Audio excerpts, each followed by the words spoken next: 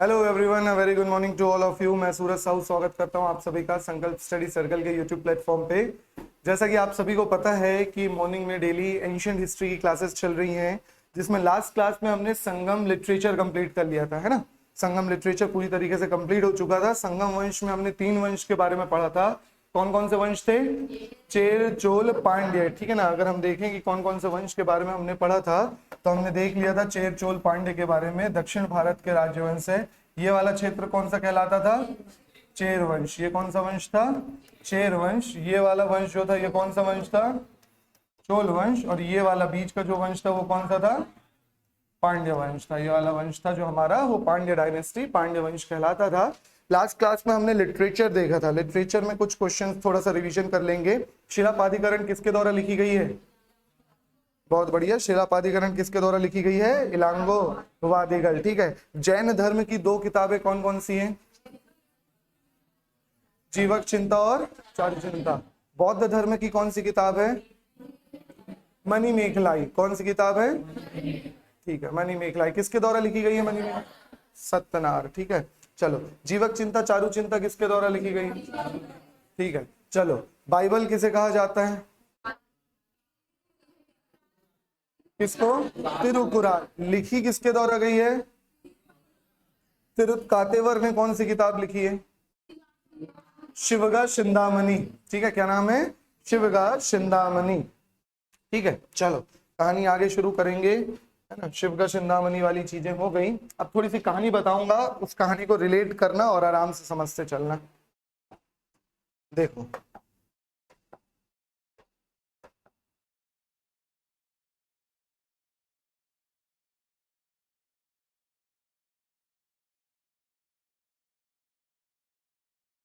इधर इस तरफ में कौन सा वंश था? चेर वंश, ठीक है। ये कौन सा वंश था? चोल वंश। और ये कौन सा वंश है? पांड्य वंश, ठीक है। अब हमें आगे देखना है। इन तीनों के बारे में हमने देख लिए। हमने देखे सबसे प्राचीन कौन से थे? चेर वाले सबसे प्राचीन थे। और सबसे लंबे समय तक शासन किसने किया? चोल। चोल वो वंश था जो पांड्य को भी हरा दिया था और चेर वंश को भी हरा दिया था। और चोल को हराने वाले एक नया वंश आया, जिसको किस नाम से जाना जाता है? पल्लव वंश के नाम से जाना जाता है, पल्लव।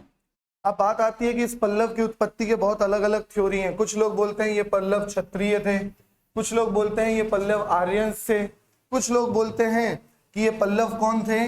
वो विदेशी आक्रमणकारी में पहलव आए थे ना, पहलव। पहलव, तो वो बोलते हैं कि ये पहलव और पल्लव एक ही हैं, मतलब उन्हीं की एक ब्रांच है पल्लव, और कोई अलग व्यक्ति नहीं है, ठीक है। कुछ लोग बोलते हैं कि ये राष्ट्रकूट या दूसरे लोगों के क्या थे? सामंत थे। लेकिन सबसे ज्यादा मान्य थ्योरी यही है कि ये क्या थे? किसी दूसरे राजवंश के सामंत थे और इंतजार कर रहे थे कि कब चोल वंश क्या हो, वीक पड़ जाए और चोल वंश को क्या कर लिया जाए? ओवरटेक कर लिया जाए। और एक्चुअल में वास्तविकता में यही हुआ। जैसे ही चोल वंश कमजोर हुआ, ठीक है, चोल वंश को ओवरटेक कर लिया गया। किसके द्वारा? पल्लव वंश के द्वारा। 2-3 कॉन्सेप्ट आप लोग माइंड में रखो। चेर, चोल, पांड्य तो बहुत इजीली समझ में आ गया होगा। संगम। अब असली कंफ्यूजन यहां से शुरू होगा। कंफ्यूजन कैसे शुरू होगा समझना। जब यहाँ पे पल्लव है, मैं एक नया मैप बनाता हूं, ठीक है ना। जब यहाँ पे पल्लव है, इस क्षेत्र में कौन है? पल्लव है। जब इस क्षेत्र में पल्लव है ना, तो ये महाराष्ट्र वाला जो क्षेत्र है ना, इस महाराष्ट्र वाले क्षेत्र में कौन है? चालुक्य। कौन है? चालुक्य। और ये चालुक्य वाले भी बहुत चालू थे। सिंपल सी एक चीज, अगर चालुक्य वंश बस होता तो चल जाता, लेकिन ये चालुक्य वंश की कितनी ब्रांच थी? 3 ब्रांच थी। कितनी ब्रांच? 3 ब्रांच। अभी बस आप याद रखो, वतापी कौन सी ब्रांच थी? वतापी। इसी को कहीं कहीं बदामी भी लिखा रहता है। क्या लिखा रहता है? बदामी, ठीक है ना। बादामी या वतापी के चालुक्य अलग होते थे। 2 ब्रांच और थी, वेंगी वगैरह के चालुक्य अलग थे। लेकिन अभी बस इतना समझो, कौन से चालुक्य? वतापी के चालुक्य, ठीक है। तो इस समय जब पल्लव शासन कर रहे थे, तब यहाँ पे कौन था? चालुक्य थे, ठीक है। अब पल्लव ने किसको हराया था? चोल वंश को हराया था, ठीक है। तो अब चोल वंश वेट कर रहा था, चोल साम्राज्य का कर रहा था, वेट कर रहा था कि कब पल्लव वीक हो और कब हम इसको वापस से क्या करें?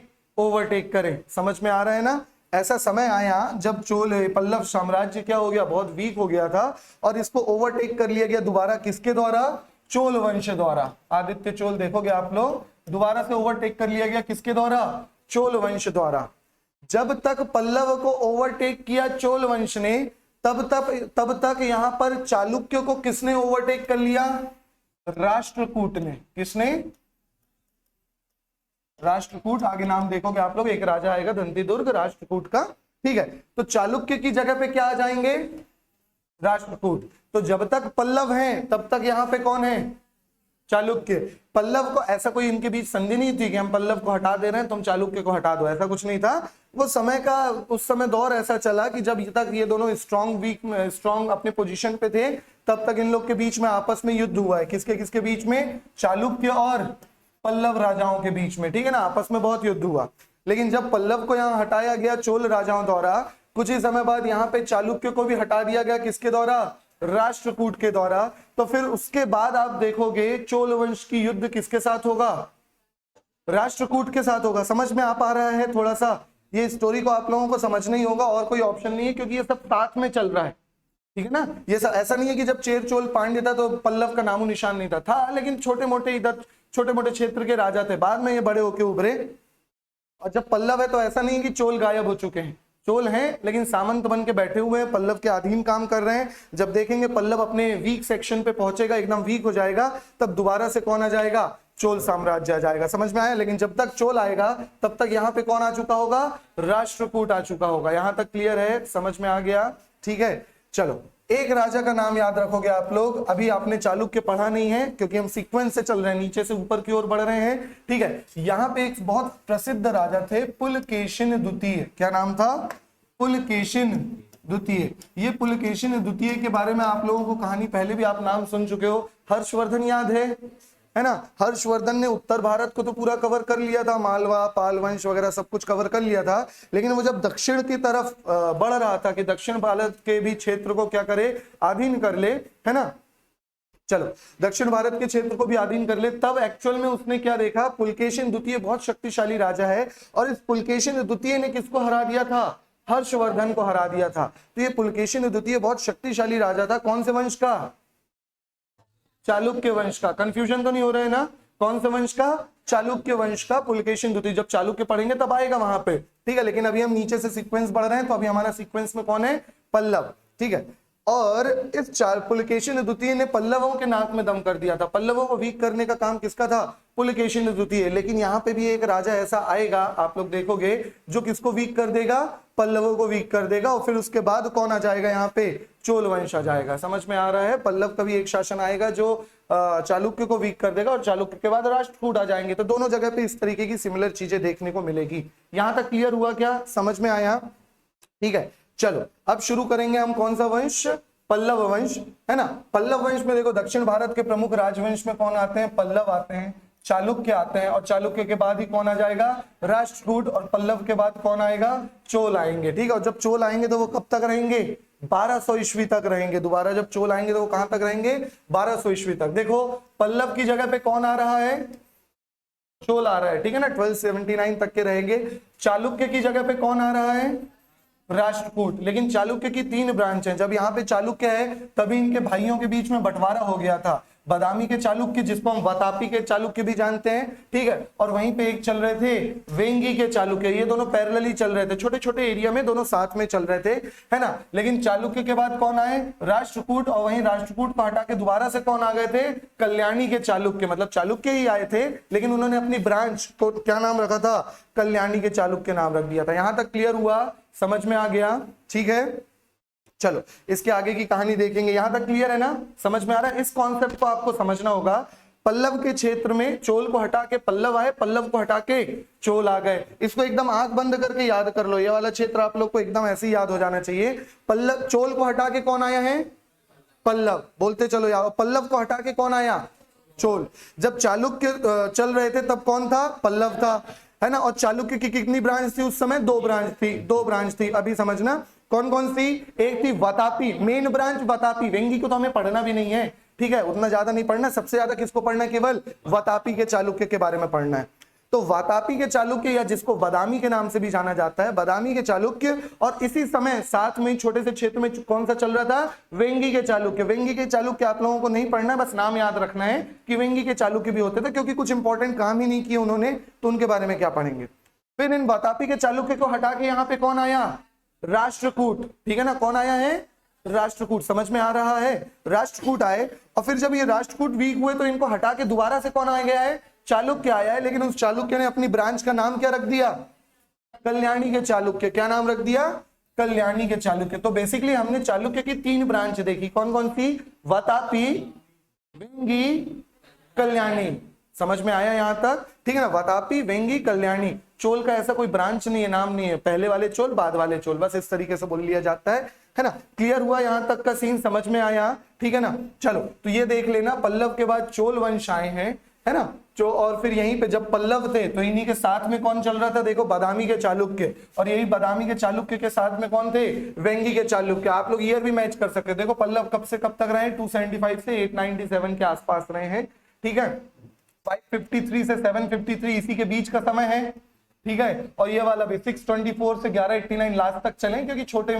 से क्षेत्र में रह रहे थे वो, कुछ काम धाम किए नहीं उन्होंने, ठीक है, तो ये पैरेलली चल रहे थे। फिर उसके बाद देखो 753 से 982 कौन आए हैं, राष्ट्रकूट, और जब राष्ट्रकूट आ गए 897 के बाद से, है ना, तब इसी समय कौन चल रहे हैं, चोल भी चल रहे हैं, चोल 1279 तक चले, मतलब लास्ट तक कौन चला है, देखो लास्ट तक कहीं तक कोई चला है तो वो कौन चला है, चोल वंश चला है, ठीक है। और एक और क्वेश्चन पूछता है, ठीक है, मध्यकालीन भारत में अरबों का आक्रमण हुआ है 711 ईस्वी के समय, पहला नेउल विजय 712 से 711 मान लिया जाए, ठीक है। चलो तो जरा सोच के बताओ ये किसके समय में हुआ होगा, यहां ईयर देख लो, किसके समय में हुआ होगा,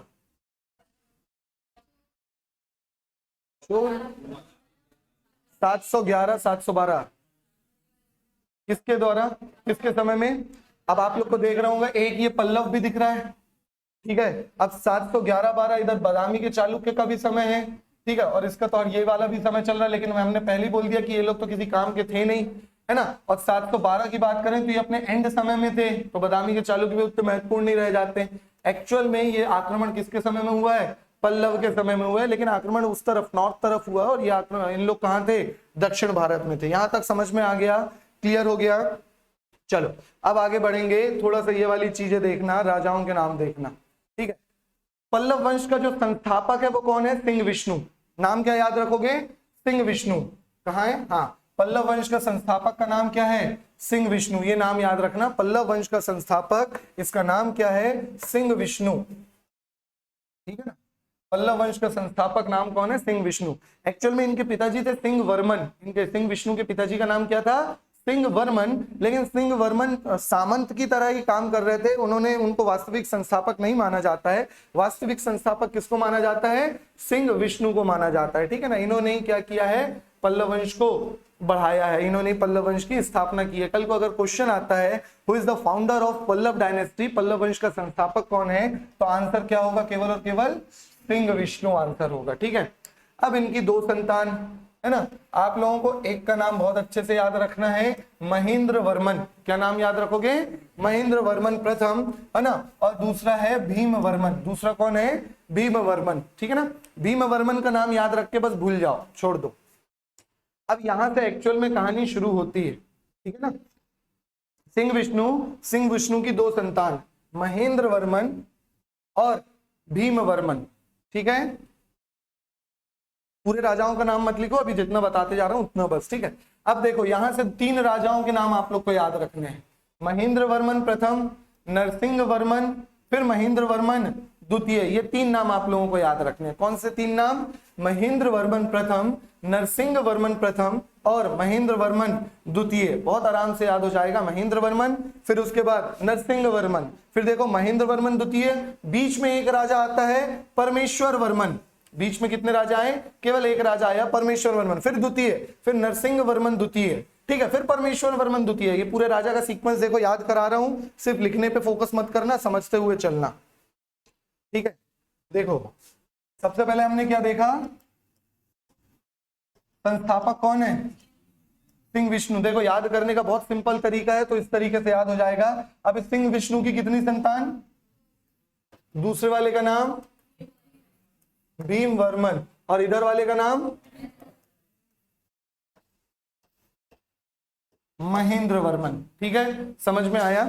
ठीक है ना। हमें किसका नाम याद रखना है अभी फिलहाल के लिए? महेंद्र वर्मन प्रथम का। महेंद्र वर्मन प्रथम के बाद नरसिंह वर्मन। ठीक है, क्लियर हो रहा है? महेंद्र वर्मन, नरसिंह वर्मन। अब पहला द्वितीय में ही खेल हो जाएगा। देखो कैसा, इसके बाद महेंद्र वर्मन द्वितीय। एक्चुअल में नरसिंह वर्मन द्वितीय आना था, लेकिन नरसिंह वर्मन द्वितीय नहीं आएगा, एक राजा बीच में आ जाएगा जिसका नाम क्या है? परमेश्वर वर्मन प्रथम। अभी द्वितीय आएगा। ठीक है, यहां तक समझ में आ रहा है? कौन आ जाएगा? परमेश्वर वर्मन। अब परमेश्वर वर्मन के बाद आएगा कौन? नरसिंह वर्मन द्वितीय। नरसिंह वर्मन द्वितीय, समझ में आ रहा है? अब इस नरसिंह वर्मन द्वितीय के बाद अब फिर परमेश्वर वर्मन द्वितीय। याद रखना बहुत इजी है, बस थोड़ा सा कॉन्सेप्ट के साथ समझ लोगे, लॉजिक के साथ, तरीके के साथ पढ़ लोगे तो सारे राजा याद हो जाएंगे। बस यहीं तक। बेसिकली हमें तो ये भी याद नहीं रखना है, लेकिन ठीक है, यहां तक बस ध्यान में रखो। समझ में आ रहा है? फिर इसके बाद क्या हुआ है? ये जो भीम वर्मन था ना, इनकी कोई ऐसे इंपॉर्टेंट संतान नहीं रही है, तो ये भीम वर्मन का वंश चला आ रहा था। ठीक है, तो इस भीम वर्मन के वंश में एक आया नंदी वर्मन द्वितीय करके, इसने अपना साम्राज्य शुरू किया। यही है, पल्लव वंशी हैं, कोई दूसरे नहीं आ रहे हैं, है ना। लेकिन इनकी जो पीढ़ी चल रही थी उसके बाद भाई वालों ने ओवरटेक कर लिया, है ना, और ये लोग चलते रहे हैं। फिर उसके बाद हमें केवल लास्ट राजा देखना है। समझ में आया? यहां तक क्लियर है? चलो एक बार फिर से देखेंगे, सीक्वेंस याद कर लो। संस्थापक कौन है? सिंह विष्णु। ठीक है ना, इस वंश का संस्थापक कौन है? सिंह विष्णु। सिंह विष्णु की कितनी संतान? कौन कौन?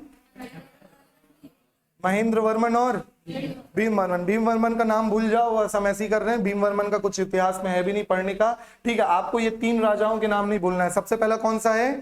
महेंद्र वर्मन प्रथम। सबसे पहला राजा कौन है? महेंद्र वर्मन प्रथम। ठीक है ना। चलो दूसरे राजा का नाम नरसिंह वर्मन। ये प्रथम वगैरह तो ऐसा है कि बाद में जब द्वितीय आए हैं तो इनके नाम पे प्रथम जोड़ दिया गया। इनको थोड़ी पता था कि हमारी संतान हमारा नाम रख लेंगी तो हम प्रथम जोड़ लें। ठीक है ना, इसलिए तो महेंद्र वर्मन, नरसिंह वर्मन। फिर आया है महेंद्र वर्मन द्वितीय। फिर नरसिंह वर्मन द्वितीय नहीं है, फिर एक बीच में आ गया है परमेश्वर वर्मन। फिर आया है नरसिंह वर्मन, फिर आया है परमेश्वर वर्मन, फिर आया है नंदी वर्मन द्वितीय। इनके बीच की संतान में कोई एक नंदी वर्मन प्रथम रहा, उसके बाद आया है नंदी वर्मन द्वितीय। फिर लास्ट में एकदम नाम याद रखो, अपराजित वर्मन। लास्ट में नाम क्या है?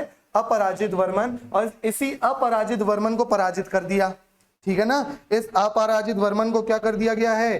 पराजित कर दिया गया है। किसके द्वारा? चोल वंश के द्वारा। किसके द्वारा?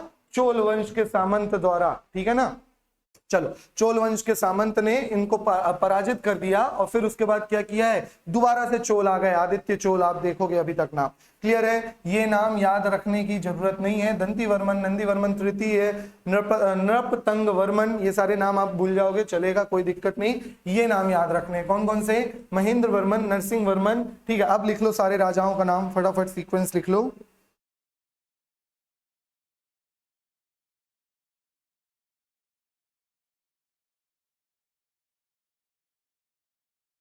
हाँ, इसके बाद ये आए। ये यहाँ पे तो बस ये इनके संतान थी, लेकिन यहाँ पे कुछ हुआ नहीं है ना। एक्चुअल में इन्हीं के पीढ़ी वाले हैं, इसीलिए इस तरफ लिखा गया है। ये भीम वर्मन के पीढ़ी वाले हैं, ये इनकी पीढ़ी वाले हैं, इसलिए इनको यहाँ पे लिखा गया है।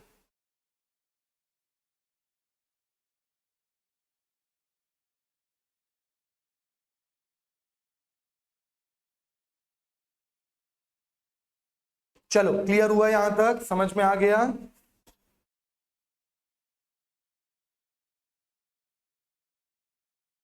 ठीक है,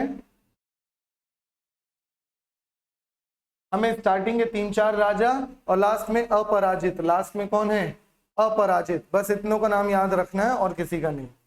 इन्हीं के बारे में पढ़ेंगे भी।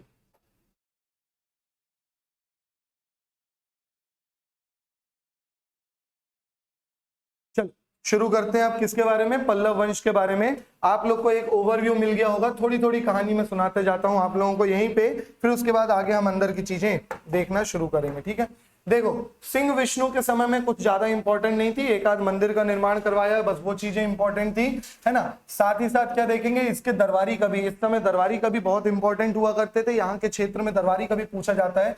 इनके दरबारी कवि कौन थे, भारशी। इनके दरबारी कवि का नाम क्या था, भारशी। और इन भारशी ने एक बहुत इंपॉर्टेंट किताब लिखी है, ठीक है ना। इनके दरबारी कवि का नाम क्या था, भारशी, ठीक है। और इनकी दरबारी कवि के किताब का नाम था कीरतुल चुकियम। क्या नाम था, कीरतुल, पूछा गया एग्जाम में, चुकियम।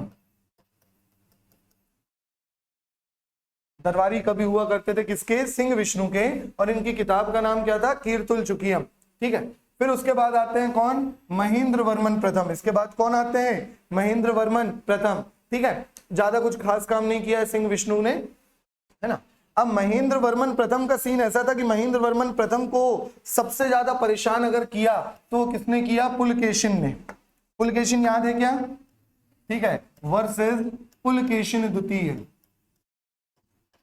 पुलकेशिन द्वितीय कौन था, कौन से वंश का ये पुलकेशिन द्वितीय, चालुक्य, क्योंकि इन्हीं के समय में कौन सा वंश चल रहा है, चालुक्य वंश चल रहा है, समझ में आ रहा है ना। और पुलकेशिन द्वितीय जीत गया था, कहा जाता है कि पुलकेशिन द्वितीय बहुत सारी सेना के साथ आक्रमण किया, एक बार आक्रमण किया महेंद्र वर्मन को हरा दिया, दूसरी बार आक्रमण किया महेंद्र वर्मन की हत्या ही कर दिया था इसने, ठीक है। चलो, तो पिता की मौत का बदला कौन लेगा, पुत्र लेगा, ठीक है ना। तो नरसिंह वर्मन के साथ फिर से युद्ध हुआ है किसका, पुलकेशिन द्वितीय का। नरसिंह वर्मन के साथ फिर से किसका युद्ध हुआ है, पुलकेशिन द्वितीय का, ठीक है ना। तो याद रखना, नरसिंह वर्मन का दोबारा युद्ध हुआ है किसके साथ, पुलकेशिन द्वितीय के साथ। और इस युद्ध में किसकी विजय हुई, नरसिंह वर्मन की विजय हुई। इस वंश का सबसे शक्तिशाली राजा कौन था, नरसिंह वर्मन, ठीक है ना। पल्लव वंश का अगर सबसे शक्तिशाली, सबसे महत्वपूर्ण राजा कौन था, नरसिंह वर्मन।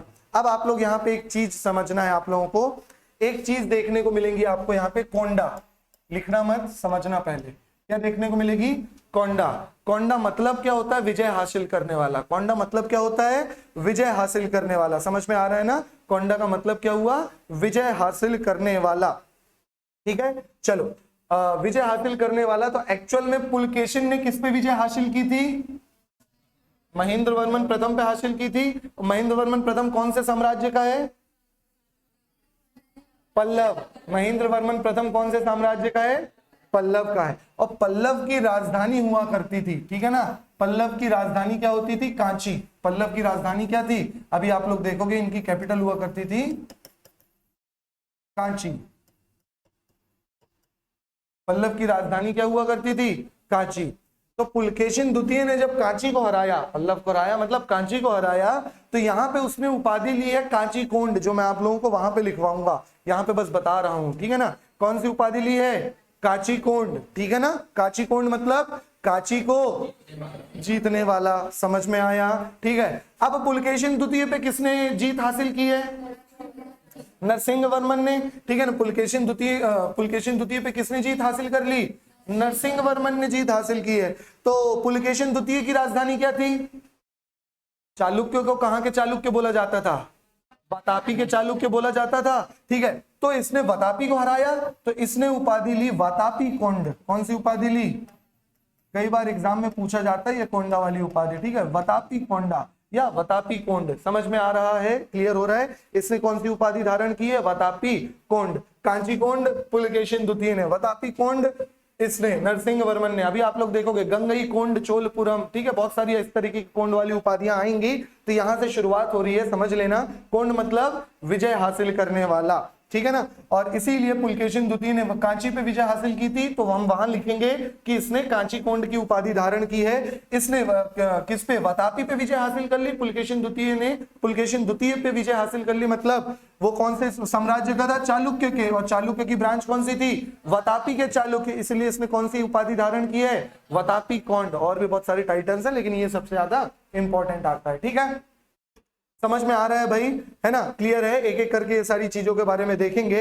ये सबसे महत्वपूर्ण शासक था। इसके बाद महेंद्र वर्मन भी ठीक था, इंपॉर्टेंट था, लेकिन उतना कुछ खास काम नहीं हुआ। इसके बाद चोल लोग बस इंतजार कर रहे थे कि कब इनका शासक कंप्लीट हो, मतलब कब इनका शासन कमजोर हो। लास्ट में इनको दिखा कि अपराजित वर्मन बहुत वीक शासक था, तो अपराजित वर्मन को हरा दिया गया। किसके द्वारा हरा दिया गया, चोल वंश के एक सामंत थे जिनका नाम था आदित्य। क्या नाम था, आदित्य। तो इन आदित्य चोल ने किसको हराया? अपराजित वर्मन को हराया, और यहां से दोबारा से कौन सा वंश शुरू हो गया? चोल साम्राज्य शुरू हो गया। दोबारा से कौन सा साम्राज्य शुरू हुआ? चोल साम्राज्य। तो बेसिकली आप लोगों को जो नाम याद रखने हैं वो 3-4 नाम याद रखने। कौन कौन से? फाउंडर, फाउंडर कौन था? सिंह विष्णु की एक संतान, भीम वर्मन को भूल जाओ, सिंह विष्णु की एक संतान, नाम क्या था? महेंद्र वर्मन। ठीक है ना, क्या नाम था? महेंद्र वर्मन। सिंह विष्णु के समय में उतना कुछ खास काम नहीं है, बस याद रखना महेंद्र वर्मन। ठीक है, चलो इसके बाद क्या हुआ है? महेंद्र वर्मन के बाद कौन आया है? नरसिंह वर्मन के बाद महेंद्र वर्मन द्वितीय। महेंद्र वर्मन द्वितीय के बाद परमेश्वर वर्मन। ठीक है ना, परमेश्वर वर्मन के बाद नरसिंह वर्मन द्वितीय। नरसिंह वर्मन के बाद परमेश्वर वर्मन द्वितीय। इसके बाद नंदी वर्मन। याद आ रहा है? इसके बाद बस लास्ट राजा का नाम याद रखना है। लास्ट राजा का नाम बहुत इजीली याद हो जाएगा, अपराजित को पराजित कर दिया। ठीक है ना, मतलब समझ में आ रहा है? नाम क्या था? अपराजित। जिसको कोई पराजित नहीं कर सकता बेचारे उसी को पराजित कर दिया गया। समझ में आ रहा है ना? चलो एक एक करके शुरुआत करेंगे। सबसे पहले किसके बारे में? सिंह विष्णु। हेडिंग डाल लेना पल्लव डायनेस्टी। सबसे पहले राजा का नाम सिंह विष्णु, और यहां से लिखना शुरू करो। सिंह विष्णु इस वंश का प्रथम संस्थापक या प्रथम शासक माना जाता है। कौन से धर्म का अनुयायी था? वैष्णव धर्म का। वैष्णव धर्म मतलब विष्णु, लॉर्ड विष्णु की पूजा किया करता था, वैष्णव धर्म का अनुयायी था। इसने चोल, पांड्य, सिंगल, कलब्र के शासकों को पराजित किया और चोल मंडलम पर अधिकार कर लिया। एक्चुअल चोल मंडलम मतलब चोल के क्षेत्र पे क्या कर लिया? अधिकार कर लिया। ठीक है, ये सारी चीजें हम देख चुके हैं ऑलरेडी। सबको हरा के क्या कर लिया इसने? अधिकार कर लिया। इसके दरबार में भारवी निवास करते थे। कौन? ये इसके दरबारी कवि थे। ये वाला पॉइंट सबसे ज्यादा इंपॉर्टेंट है। इसके दरबार में कौन निवास किया करते थे? भारवी नामक कवि निवास किया करते थे। इनके दरबारी कवि हुआ करते थे कोर्ट पोएट। कौन हुआ करते थे? Court poet. ठीक है, Bharvi was the court poet of, किसके कोर्ट पोएट हुआ करते थे? सिंह विष्णु के कोर्ट पोएट हुआ करते थे। और कीर्तुल चुकियम याद रखोगे, कीरता जुनिया कीरता अर्जुनिया नाम लिखा हुआ है इसमें, आप कीर्तुल चुकियम नाम याद रख लोगे उतना काफी रहेगा। समझ में आ रहा है? ठीक है, भारवी की रचना कौन सी है? कीर्तुल चुकियम। ठीक है ना, नाम यहां लिख दे रहा हूं मैं, इसी को लिखना आप लोग, कीर्तुल चुकियम। कीरता अर्जुनिया नाम आता है, लेकिन आप लोग कीर्तुल चुकियम याद रखोगे। एनसीईआरटी, ओल्ड एनसीईआरटी का नाम है ये। ठीक है, सिंपल हो जाएगा। क्लियर है ना? हमने देखे थे एक आध मंदिर का नाम, मंदिर बनवाया था इसने। इसी के समय में एक सिटी है मामल्लपुरम। क्या नाम है? मामल्लपुरम। आपने ये नाम नहीं सुना होगा, लेकिन ये नाम सुना होगा कि आज किस नाम से जाना जाता है इसको? महाबलीपुरम। किस नाम से जाना जाता है? महाबलीपुरम। ये क्वेश्चन पूछा गया है। ठीक है, महाबलीपुरम मामल्लपुरम से रिलेटेड। इसमें इसने क्या किया है? वाराह मंदिर का निर्माण किया है। किस चीज का निर्माण किया है? वाराह मंदिर का। पल्लव वंश में बहुत सारे राजाओं ने मंदिर का निर्माण करवाया है, तो आप लोग मंदिर के निर्माण के क्वेश्चन ज्यादा बनते हैं। नंदी वर्मन ने कौन सा मंदिर बनवाया? रथ मंदिर किसने बनवाया? शोर मंदिर किसने बनवाया? है ना, तो ये सारे मंदिर साउथ इंडिया के यहाँ पे आते हैं। क्लियर हुआ यहां तक? समझ में आ गया?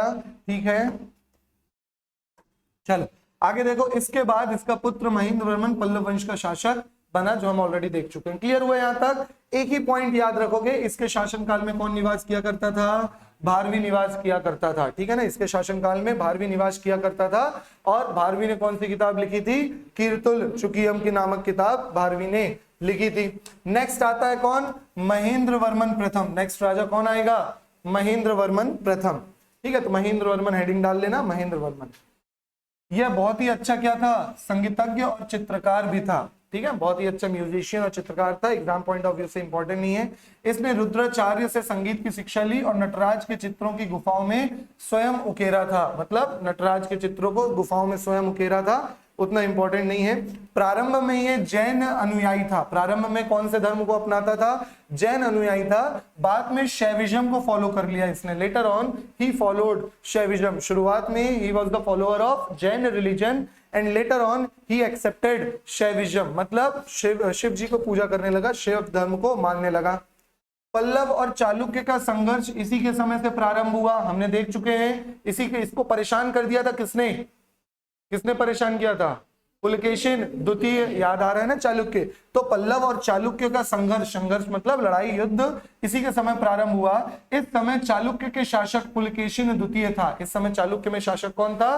पुलकेशिन द्वितीय इस समय चालुक्य का क्या था? शासक था।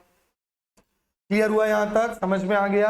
पुलकेशिन द्वितीय ने एक्चुअल में इसको हरा दिया था, एक बार नहीं दो बार हराया था, जिसका बदला कौन लेगा? इसका पुत्र लेगा। अभी देखेंगे। इस संघर्ष का मूल कारण गंगा दोआब पर अधिकार स्थापित करना था। इसको ध्यान देना कि ये गंगा दोआब जो बोला जा रहा है, दक्षिण की गंगा किसको बोला जाता है? किसको बोला जाता है? गोदावरी। तो ये उसकी बात हो रही है, अपने गंगा नदी की बात नहीं हो रही है। गंगा दोआब मतलब किस क्षेत्र की बात हो रही है? गोदावरी वाली बात हो रही है। इसको ऐसे ही दक्षिण की गंगा नहीं बोलते हैं। साउथ में सबसे इंपॉर्टेंट नदी कौन सी थी? गोदावरी। अभी भी साउथ में इंपॉर्टेंट नदी की बात किया जाए तो दक्षिणी गंगा किसको बोला जाता है? गोदावरी। ठीक है ना? चलो नेक्स्ट इंपॉर्टेंट चीज आ रही है। ये सारी चीजें उतनी इंपॉर्टेंट नहीं थी। इसने मत्स्य विलास प्रसन्ना की रचना की है। किसने? महेंद्र वर्मन प्रथम ने किसकी रचना की है? तोड़ के पढ़ना। देखो मत्स्य विलास प्रसन्ना अलग से लिख लो, वो वाला मत लिखना। मत्स्य विलास प्रसन्ना, ठीक है? हिंदी में कैसे लिख लोगे? मत्स्य विलास प्रसन्ना। ये तीनों एक ही चीज है, बस हम तोड़ के पढ़ रहे हैं ताकि हमें पढ़ने और याद करने में इजी हो जाए। ठीक है ना? किसने रचना की है? मत्स्य विलास प्रसन्ना की महेंद्र वर्मन प्रथम ने। ठीक है? तो Matsya Vilasa Prasanna was written by Mahendra Varman first. ठीक है? क्या है ये मत्स्य विलास? तो एक कॉमेडी बुक है जिसमें हर एक धर्म की क्या किया है? मजाक उड़ाया गया है। थोड़ा सा ऐसे कॉमेडी वाली चीजें की गई हैं। ठीक है? जिसमें बौद्धों का मजाक उड़ाया गया है। साथ ही महेंद्र वर्मन ने इसमें पुलिस एवं न्याय विभाग में व्याप्त भ्रष्टाचारों के भी संकेत किया है और उससे कॉमेडी से रिलेटेड। ठीक है? चलो रोस्ट किया गया है, समझ लो। समझ में आ रहा है? रोस्ट समझते हो? स्टैंड अप कॉमेडी जैसा कुछ ऐसा रोस्ट किया गया है, बस इतना जान लो। ठीक है? तो मजाक उड़ाया है बेसिकली, है ना? तो बस किताब का नाम पूछता है, क्या किया वो नहीं पूछता। क्या नाम है? मत्स्य विलास प्रसन्ना। क्या नाम है इसका? मत्स्य विलास प्रसन्ना। आप लोगों को नाम याद रखना है। ठीक है? चलो, द्रविड़ क्षेत्र में चट्टानों को काटकर मंदिर बनवाने के प्रवर्तक महेंद्र वर्मन ने ही माना जाता है। मतलब चट्टानों को काट के मंदिर, अभी आप लोग न्यूज में देख रहे होगे ना, अयोध्या के लिए राम मंदिर जहां बन रहा है वहां के लिए पत्थर आ गया है। पत्थर आ गया, इसका मतलब क्या है?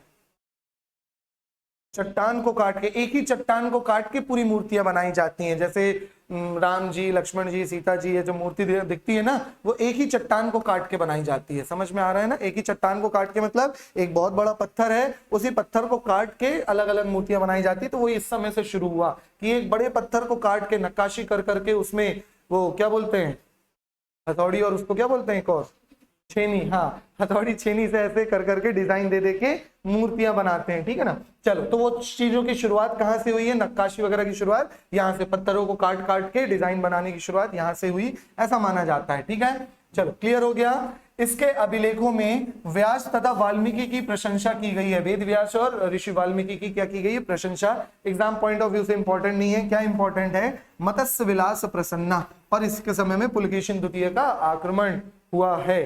क्लियर हो रहा है यहां तक? ठीक है? तो ये दोनों चीजें बहुत इंपॉर्टेंट है, इन दोनों चीजों को याद रखना है बस। आगे बढ़े, हो गया ये? क्लियर है? चलो, अब इसके बाद कौन आता है? नरसिंह वर्मन।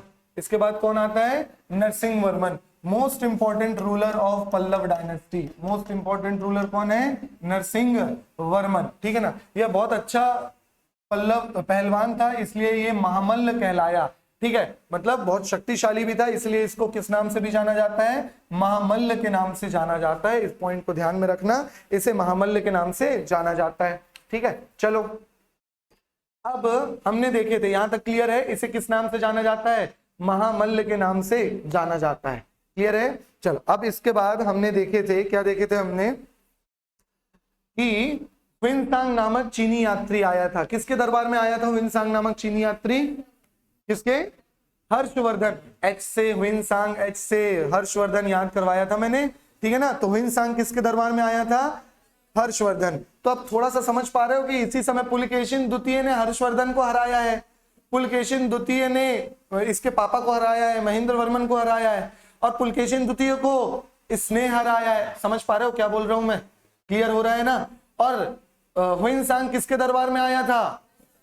तो मतलब ये सब लोग एक दूसरे के साथ में चल रहे हैं। मतलब जब हर्षवर्धन है तभी हुइनसांग आया है, तभी कहीं ना कहीं पुलकेशिन द्वितीय भी है, तभी उसी समय में आपका नरसिंह वर्मन है, उसी समय में महेंद्र वर्मन है। समझ पा रहे हो? क्लियर हो रहा है? तो हुइनसांग ने देखा कि भाई हर्षवर्धन बहुत बड़ा शक्तिशाली राजा है उत्तर भारत का, बहुत हर्ष चरित्र वगैरह वाली चीजें उसने बहुत प्रशंसा भी की। किसकी? हर्षवर्धन की। लेकिन देखा ये हर्षवर्धन हार गया। किससे हार गया? बोले पुलकेशिन द्वितीय मतलब शक्तिशाली राजा है, तो पुलकेशिन द्वितीय का क्षेत्र भी घूमना पड़ेगा। तो जब आप पुलकेशिन द्वितीय पढ़ोगे तब ये देखने को मिलेगा कि हुइनसांग किसके क्षेत्र में आया, मतलब कौन सी राजधानी? वातापी। इंडिया थोड़ी बोलोगे, स्टेट जगह बोलोगे ना, दिल्ली घूमने आया, ठीक है ना। तो कहां घूमने आया? वातापी। मतलब हुइनसांग हर्षवर्धन के समय में भी आया और वातापी में भी आया। अब इसको पता चला नहीं भाई ये पुलकेशिन द्वितीय बहुत शक्तिशाली राजा है, लेकिन पता चला ये पुलकेशिन द्वितीय भी हार गया। किससे हार गया? बोले नरसिंह वर्मन का भी क्षेत्र घूमना पड़ेगा ना भाई। तो फिर कहां पे आया है? नरसिंह वर्मन भी आया, सॉरी नरसिंह वर्मन के क्षेत्र में भी आया है, मतलब कांची भी आया है। इनकी राजधानी क्या थी? कांची थी। मतलब कहां पे आया है? कांची भी आया। तो देखना ध्यान से, ठीक है, किसके किसके समय में आया? हर्षवर्धन भी रहेगा, सही है ना, आपका पुलकेशिन द्वितीय भी रहेगा, आपका नंदी वर्मन या सॉरी नरसिंह वर्मन या महेंद्र वर्मन भी रहेगा, तो दोनों। लेकिन महेंद्र वर्मन के समय में नहीं आया कि जो हार गया है उसकी जगह क्या घूमना है ना, जो जीत गया है, जो शक्तिशाली उसकी जगह घूमने आएगा ना। तो देखो किसके समय में आया? नरसिंह वर्मन। इसी के समय में हुइनसांग कांची, कांची है वो, ठीक है ना, क्या है? कांची आया और इसे महाराजा कहा गया, ठीक है। तो इसकी एक उपाधि कहा गया महाराजा। और नरसिंह वर्मन ने एक और उपाधि ली थी। कौन सी उपाधि ली थी? वतापी कोंडा। बहुत बढ़िया, जिसको याद आ रहा है बहुत बढ़िया। वतापी कोंडा। वतापी कोंडा की उपाधि क्यों ली थी? वतापी को जीत गया था, किसको हरा के? शाबाश, ठीक है ना। तो Vatapi Konda, he took the title of Vatapi Konda. किसने? वतापी कोंडा की उपाधि धारण की, है ना। और महाराजा भी इसको बोला गया किसके द्वारा? हुइनसांग के द्वारा, ठीक है। यह पल्लव वंश का सर्वाधिक शक्तिशाली शासक था, ठीक है। चलो अब इसका भी कोर्ट पोएट थे, इनके पापा का कोर्ट पोएट था, है ना। तो इनका भी एक कोर्ट पोएट था। इनके कोर्ट पोएट का नाम क्या था? दंडी नहीं, क्या याद रखोगे? दंडिन। क्या नाम याद था? दंडिन। दंडिन के बारे में हमने पहले भी देख चुके हैं। नाम क्या है इनके कोर्ट पोएट? दरबारी कवि का क्या नाम है? दंडिन, ठीक है ना, छूट गया यहाँ पे। दंडिन ऐड कर लोगे वे। इनके दरबारी कवि का नाम क्या था? दंडिन। और दंडिन की जो किताब है उसका नाम है दश कुमार चरितम। क्या नाम है? दश, पहले लिखवाया हूं मैं ये, कुमार चरितम, ठीक है ना। दश कुमार चरितम किसके द्वारा लिखी गई है? दंडिन द्वारा लिखी गई है। क्लियर है? समझ में आ गया? 10 Kumar Charitam is written by Dandin. Clear है ना? तो this is all about Narasimha Varman. ये सब किसके बारे में है? नरसिंह वर्मन। नरसिंह वर्मन सबसे शक्तिशाली राजा था। इसने चालुक्य के राजा पुलकेशिन द्वितीय को हराया, इसीलिए इसके शासनकाल में कौन आया? हुइनसांग आया, है ना। हुइनसांग के समय में क्या हुआ है? हुइनसांग 2-3 राजाओं के समय में रहा। हर्षवर्धन के समय भी देखते हैं हम। पुलकेशिन, जब चालुक्य पढ़ोगे तब आप फिर से आएगा, क्यों? क्योंकि हर्षवर्धन को किसने हराया था? पुलकेशिन द्वितीय, ठीक है ना। मान लो आप किसी जगह घूमने जा रहे हो, कोई राजा वाजा को पता चल रहा कि ये राजा को तो उसने हरा दिया, तो वो तो वाला इससे शक्तिशाली होगा, तो चलो घूमने चलते हैं वहां पर भी, ठीक है। तो वहां उसको भी किसी ने हरा दिया, तो ये उससे भी ज्यादा शक्तिशाली होगा, तो उसके यहाँ भी घूमने चलते हैं, ठीक है। तो इंसान वैसे बढ़िया घूम रहे थे, ठीक है। चलो क्लियर हो गया, समझ में आ गया। इसके बाद आता है कौन? नरसिंह, मतलब अभी किसके बारे में चल रहा है? सबसे पहला हमने देखा सिंह विष्णु। सिंह विष्णु की संतान महेंद्र वर्मन, महेंद्र वर्मन की संतान नरसिंह वर्मन। नरसिंह वर्मन के बाद कौन आएगा? महेंद्र वर्मन द्वितीय। नरसिंह वर्मन के बारे में थोड़ी सी और चीजें देख लो। इसने अपने सेनापति शिरुतोंड और मानव वर्मा श्रीलंका के अपदस्थ शासक के माध्यम से चालुक्य नरेश पुलकेशिन द्वितीय को पराजित कर उसकी राजधानी वातापी पर क्या कर लिया था? अधिकार कर लिया था। और इसी के कारण इसने कौन सी उपाधि धारण की थी? वातापी कोंड या वातापी कोंडा की उपाधि धारण की थी। इसी उपलक्ष्य में इसने वातापी पे, है ना। चलो वातापी कोंड तक समझ में आया। याद क्या रखोगे ये सब के साथ साथ? मल्लिकार्जुन मंदिर की स्थापना की। ठीक है ना, मल्लिकार्जुन मंदिर पर अपना विजय स्तंभ की स्थापना की। तो याद रखना, वातापी कोंडा की उपाधि धारण करने के साथ वातापी में इसने मल्लिकार्जुन मंदिर पर अपना विजय स्तंभ की स्थापना की है, और उसी में ये सारे साक्ष्य मिलते हैं आप लोगों को। क्लियर हो गया, समझ में आ गया होगा, ठीक है ना। तो इसने क्या किया है, वातापी कोंडा की उपाधि धारण किया और वातापी पे मल्लिकार्जुन मंदिर पर स्तंभ निर्माण किया। ही कंस्ट्रक्टेड अ पिलर, विक्ट्री पिलर, ठीक है, इन वातापी। विक्ट्री पिलर बनाया है, कहां पे बनाया है, वातापी पे बनाया है, ठीक है ना। विक्ट्री पिलर बनवाया कहां पे, वातापी में। मल्लिकार्जुन टेम्पल, टेम्पल का नाम क्या है, मल्लिकार्जुन टेम्पल, ठीक है ना। इसने मल्लिकार्जुन टेम्पल पे क्या बनाया है, victory pillar. He constructed victory pillar in Vatapi, कहां पे, मल्लिकार्जुन टेम्पल पे। क्लियर हो गया, यहां तक समझ में आ गया है ना। तो ये सारी इंफॉर्मेशन किसके बारे में याद रखना है आप लोगों को, नरसिंह वर्मन के बारे में। वातापी कोंडा का टाइटल, वातापी कोंडा के टाइटल के साथ वातापी पे मल्लिकार्जुन मंदिर में विक्ट्री पिलर बनवाया, ठीक है ना। किसको हराया था, पुलकेशिन द्वितीय को हराया था। इसी के समय में कौन आया था, हुइंगसांग आया था भारत में, ठीक है। इसके बाद इसने श्रीलंका अभियान किया, मानव वर्मन को सिंगल की गद्दी पर पुनः स्थापित कर दिया। मतलब श्रीलंका का इसने शुरुआत की, लेकिन श्रीलंका पे उतनी ज्यादा खास चीज यहाँ पे देखने को नहीं मिलती है। इसकी जानकारी काशा कुकड़ी और महावंश से प्राप्त होती है। आप लोगों को ध्यान नहीं देखना है, श्रीलंका वाली चीजें हैं। महाबलीपुरम इसके राज्य का सर्व प्रमुख बंदरगाह था। कभी क्वेश्चन नहीं पूछा, लेकिन फिर भी एक इंपॉर्टेंट पॉइंट है ये कि इसके राज्य का, पल्लव वंश का सबसे इंपॉर्टेंट पोर्ट कौन सा था, पोर्ट सिटी कौन सी थी, तो महाबलीपुरम थी, ठीक है। चलो, इसके बाद महेंद्र वर्मन द्वितीय, परमेश्वर वर्मन प्रथम, तदोपरांत नरसिंह वर्मन द्वितीय शासक बने। बहुत सारे शासक आए, लेकिन वो सारे शासक उतने महत्वपूर्ण नहीं रह जाते हैं। लास्ट महत्वपूर्ण राजा कौन है, नरसिंह वर्मन ही सबसे ज्यादा महत्वपूर्ण है। इसके बाद उतने ज्यादा महत्वपूर्ण शासक नहीं है। एक दो छोटे छोटे काम हुए हैं, जैसे नरसिंह वर्मन द्वितीय। कौन आ गया है, नरसिंह वर्मन द्वितीय। सबसे पहले हमने देखा किसके बारे में, महेंद्र वर्मन, ठीक है। महेंद्र वर्मन के बाद नरसिंह वर्मन के बाद कौन आना था, महेंद्र वर्मन द्वितीय। महेंद्र वर्मन द्वितीय के बाद परमेश्वर वर्मन द्वितीय, सॉरी परमेश्वर, हाँ परमेश्वर वर्मन प्रथम। लेकिन कुछ काम करें तब तो पढ़े, ठीक है ना। इनके उन्होंने कुछ ऐसे कुछ खास काम किया नहीं है। इसके बाद कौन देखो, नरसिंह वर्मन द्वितीय। यह परमेश्वर वर्मन प्रथम का पुत्र था। इसका काल शांति का काल था। मतलब इसके काल में जो चोल पल्लव संघर्ष रुक चुका था, जो चोल के साथ भी लड़ाई हो रही थी। साथ ही साथ ये देखो चालुक्य वाली भी लड़ाइयां यहाँ पे क्या हो चुकी थी, शांत हो चुकी थी। उतनी ज्यादा चालुक्यों के साथ भी लड़ाई नहीं हो रही थी। इसने एक दूत मंडल चीन भेजा और चीनी बौद्ध यात्रियों के लिए नागापट्टनम में विहार बनवाया, जिसे चीनी पगोड़ा भी कहा जाता है, ठीक है। विहार मतलब जहां पे ये बुद्धिस्ट मॉन्क रहते हैं, ठीक है ना। जैसे बुद्धिज्म पढ़ रहे थे तब मैंने आप लोग को बताया था ना, चैत्य, स्तूप और विहार। स्तूप क्या होते हैं, जहां उनके रेलिक्स रखे गए हैं, है ना। और चैत्य, स्तूप, चैत्य क्या होते हैं, उनके पूजा पाठ वाले स्थल, समझ लो टेम्पल जैसे। विहार कहाँ क्या होते हैं, जहां पे बौद्ध वाले लोग रहते हैं। गुफाओं को काट के बनाया जाता था। तो देखो इसने बौद्ध यात्रियों के लिए क्या बनाया, नागापट्टनम में। कहां पे, Nagapattinam. He constructed a vihara in Nagapattinam for Buddhist monks which is called as Chini pagoda. Black pagoda, white pagoda पढ़े हो ना स्टैटिक जीके में, किसको बोलते हैं, ब्लैक पगोड़ा। बहुत बढ़िया, sun temple Orissa Konark. White pagoda Jagannathpuri, ठीक है ना। स्टैटिक जीके में देखे थे अपन ने, ये चीनी पगोड़ा है, ठीक है। पकौड़ा मत करना भाई, पगोड़ा, ठीक है ना। इंग्लिश में क्या बोलेंगे, पगोड़ा। पगोड़ा क्या होता है, तो कुछ नहीं, वो उनके ऊपर का जो स्ट्रक्चर होता है उसी को पगोड़ा बोला जाता है, ठीक है। चलो नेक्स्ट, मैंने बताया कि कुछ सिर्फ मंदिर के लिए फेमस है, तो मंदिर के बारे में बस देखेंगे। नरसिंह वर्मन द्वितीय के बारे में देख रहे हैं, ये सबसे इंपॉर्टेंट पॉइंट है। इसने कांची के कैलाश मंदिर और महाबलीपुरम के शोर मंदिर का निर्माण करवाया। याद रखना, कहां कहां के जगह भी याद रखना है आप लोगों को। नरसिंह वर्मन द्वितीय ने कांची का कैलाश मंदिर और महाबलीपुरम का शोर मंदिर, शोर टेम्पल पढ़े हो ना आप लोग, शोर टेम्पल। जब हम आर्ट एंड कल्चर पढ़ रहे थे तो वहां पे सारे टेम्पल्स याद किए थे, शोर टेम्पल, ठीक है ना। शोर temple, he constructed Kailash temple of Kanchi and शोर टेम्पल ऑफ महाबलीपुरम। जगह भी याद रखना, ठीक है ना। चलो,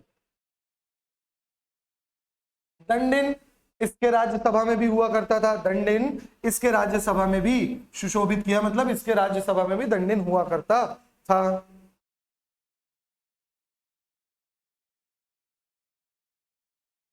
यहां तक क्लियर है? ठीक है। इसके बाद जो हमने सीक्वेंस देखा है वो सीक्वेंस में राजा आए हैं। लास्ट कौन था? अपराजित वर्मन। लास्ट कौन था? अपराजित वर्मन, है ना। और अपराजित वर्मन को ही पराजित कर दिया गया है। अपराजित वर्मन को क्या कर दिया गया है? पराजित कर दिया गया आदित्य द्वारा। ठीक है, देख लो थोड़ा थोड़ा आता है। परमेश्वर वर्मन द्वितीय में क्या है? मंदिर का निर्माण बस इंपॉर्टेंट आता है और कुछ नहीं। परमेश्वर वर्मन द्वितीय इस वंश परंपरा का अंतिम शासक था। इस वंश परंपरा मतलब महेंद्र वर्मन वाले वंश का। समझ पा रहे हो क्या बोल रहा हूं?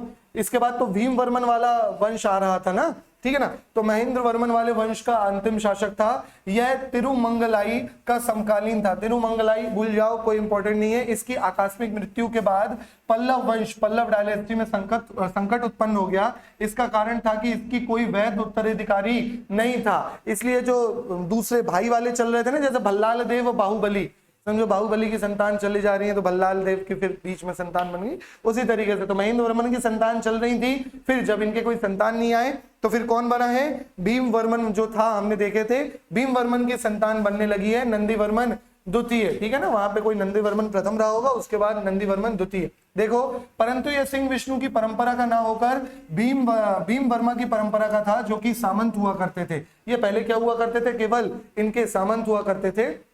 ठीक है, यह वैष्णव मत का अनुयायी था। इसने कांची के मुक्तेश्वर मंदिर और वैकुंठ पेरुमल मंदिर का निर्माण कराया। केवल मंदिर के निर्माण के लिए इंपॉर्टेंट है, और ये मंदिर कभी पूछे नहीं गए हैं, उतने इंपॉर्टेंट नहीं है। शोर मंदिर वगैरह इंपॉर्टेंट है। ठीक है, तो कांची का मुक्तेश्वर मंदिर और वैकुंठ का कांची का मुक्तेश्वर मंदिर और वैकुंठ पेरुमल मंदिर का निर्माण इसने कराया था। उतना इंपॉर्टेंट पॉइंट नहीं है ये। ठीक है, तो यहाँ के बाद तो बेसिकली हमें केवल और केवल अपराजित वर्मा के बाद में हमें देखना है। ये पीडीएफ में आप लोगों को दे दूंगा। ठीक है, नंदी वर्मन तृतीय ये शैव मत का अनुयायी था। इसने तमिल साहित्य को संरक्षण किया।